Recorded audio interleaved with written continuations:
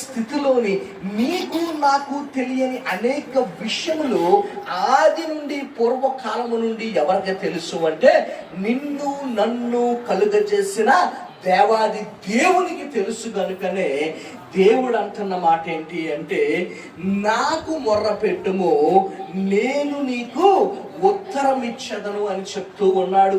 దావీదు జీవితమును కానీ మీరు చూసుకున్నట్లయితే మొదటి సమూయేలు గ్రంథము నుంచి రాజుల గ్రంథం వరకు కానీ మీరు చదివినట్లయితే, దినవృత్తాంతములు మీరు చదివినట్లయితే దావీదు జీవితంలోని అంత ఉన్నతమైన స్థానమునకు చేరుకోవడానికి ప్రధానమైన కారణం ఏంటో తెలుసా? దావీదు యెహోవా యొద్ద విచారణ చేసెను అని ఉంటుంది.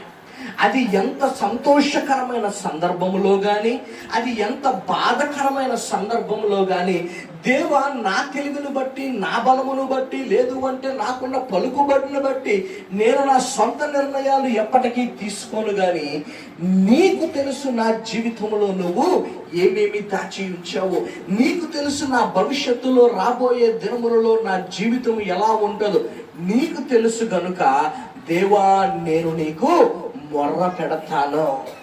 దావీదుని తన కుటుంబస్తుల్ని అమాలేకీయులు అందరూ పట్టుకుని వెళ్ళిపోతారు. మొదటి సమూయేలు గ్రంథం 30వ అధ్యాయం ఇంటికి వెళ్ళి చదివితే అక్కడ దావీదుతో ఉన్న ప్రతి ఒక్కరూ మనం బలవంతులము కదా, మనకి శక్తి ఉంది కదా, మనం వెళ్దాం, వాళ్ళని తరుగుదాం, వాళ్ళని పట్టుకుందామని ఒక పక్కన వాళ్ళు ప్రణాళికలు రచిస్తుంటే దావీదు ఒక మూలకెళ్ళి యెహోవాకు ప్రార్థన చేసి, దేవా నా స్థితిని నువ్వు తెలుసుకున్నావు, నేను ఏ పరిస్థితిలో ఉన్నానో నువ్వు తెలుసుకున్నావు, ఇదిగో నేను నా సర్వస్వము కోల్పోయాను, ఇదిగో నేను వారిని తరుముదునా అని ప్రశ్న వేస్తాడు దేవునికి.